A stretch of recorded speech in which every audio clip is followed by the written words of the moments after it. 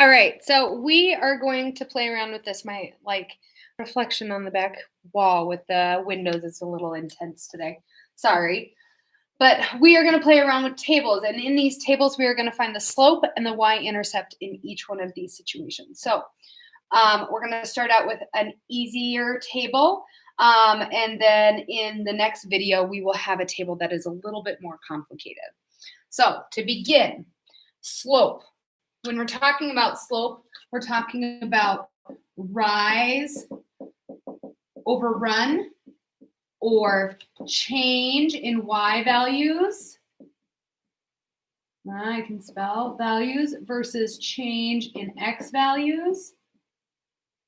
Okay, so I like to focus first on y values because that helps me get my rise. That helps me with like this first concept.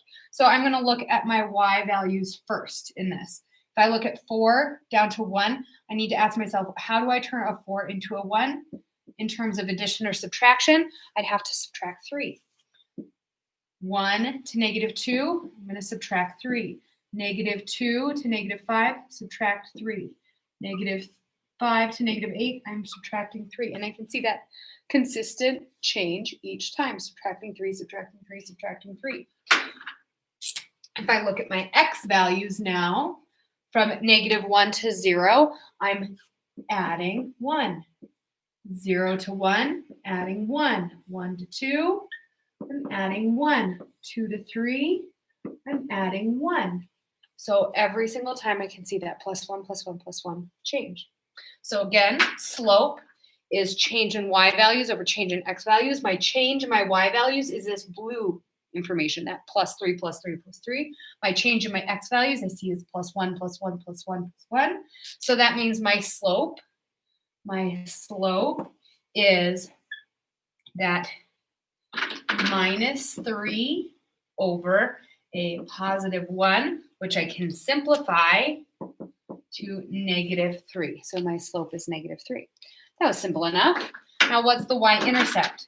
The y-intercept is when the x value is equal to 1. That means it's crossing the y-axis. If we have on a graph, if I were to look at any line and its y-intercept, I am looking where it crosses on the y-axis. And that means the x value of any of these points is always going to be 0. Every single time the x value of this point is 0. The x value of this point is 0. That's what all y-intercepts have in common. So I need to find when the x value is 0, what is the corresponding y value. So if I look at this, here's where my x value is 0. The corresponding y value for that situation is 1.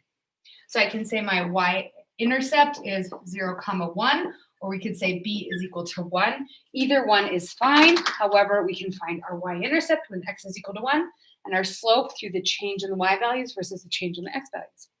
Kind of cool.